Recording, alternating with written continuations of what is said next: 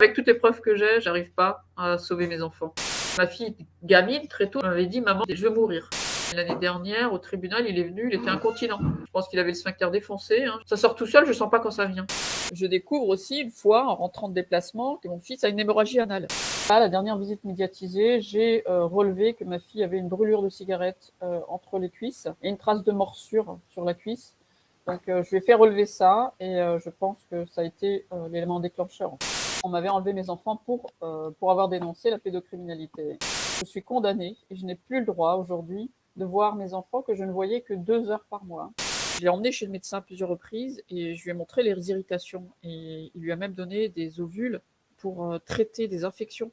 Des MST alors qu'elle avait 2-3 ans. Le zizi de papa quand il se réveille, tout nu, dans la bouche, les fesses. Voilà, j'ai énormément d'enregistrements. Et là, la psychologue a dit, bon écoutez, stop, il faut arrêter le massacre, les enfants doivent retourner chez la mère. Donc ça, elle l'a écrit sur un rapport, Oui, j'imagine? oui, bien sûr, qu'on a Alors, apporté comme pièce. Mon fils a dit qu'il avait été étranglé parce que son père l'avait forcé à une fellation. J'ai même l'enregistrement téléphonique où mon fils raconte ça au téléphone. Mais je l'ai donné aux gendarmes, j'ai tout fait écouter, les juges nient les pièces, elles disparaissent du dossier, c'est assez monstrueux. J'appelle en gendarmerie, je lui ai dit ouais parce que les enfants continuent à parler, je vous donne les enregistrements, ils font des dessins, ils font des vidéos et tout. Il me dit non, on a eu le rapport psy, elle a été très rapide, elle nous l'a donné tout de suite, parce que là il y a urgence. Le contenu est tellement lourd qu'on n'a même pas besoin de vos preuves, il me dit. Il va aller en prison direct celui-là. Et on voit que le notaire a mis un signe qui est 3 petits points. Un slash, 3 petits points. Je me suis renseignée en essayant de comprendre ce que c'était que ce signe, et là, on m'a parlé de franc-maçonnerie. Dans ce rapport, quand le juge a repris cette partie qui me condamnait, bizarrement, il y a aussi ces fameuses 3 étoiles. Dans le fameux rapport du juge des enfants, il y a également ces 3 étoiles. Et c'est monstrueux. Donc, il y a bel et bien, en effet, des meurtres d'enfants. Elle me décrit clairement qu'il y a des cages avec des enfants qui sont en danger, qui sont enfermés là-dedans. Il me dit, bah, c'est des têtes d'enfants morts suspendues au plafond. aujourd'hui, sur Le Parisien, a été donnée la parole à un auteur qui parle de 70% de francs-maçons, voilà, pour le dire, parmi les commissaires de police. Comme disait un confrère un jour, on va à la réunion de loge le vendredi soir, à la partouze le samedi soir et à la partie de chasse le dimanche. Vous avez 30 avocats dans le même barreau, le parquet connaît le commissaire de police, on se voit au Rotary.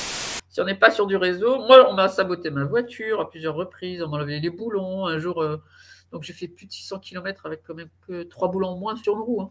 J'ai vécu 3 agressions.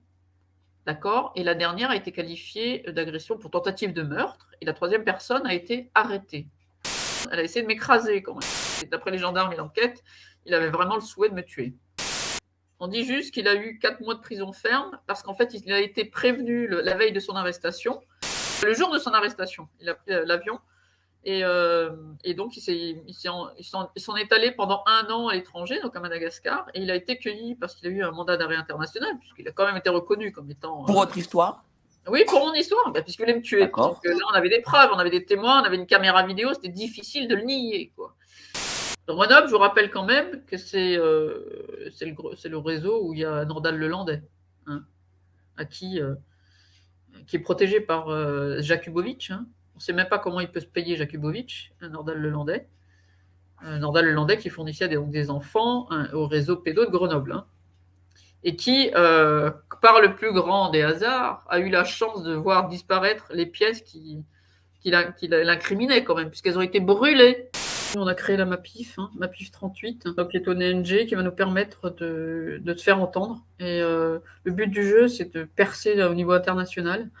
Et on voudrait en fait poursuivre l'action qu'a démarré Stan Maillot, où il a eu la bonne idée de faire entendre les trois cas de mamans qui ont été injustement spoliées, enfermées pour certaines, et on a retiré leurs enfants parce qu'elles ont voulu les protéger de la pédocriminalité.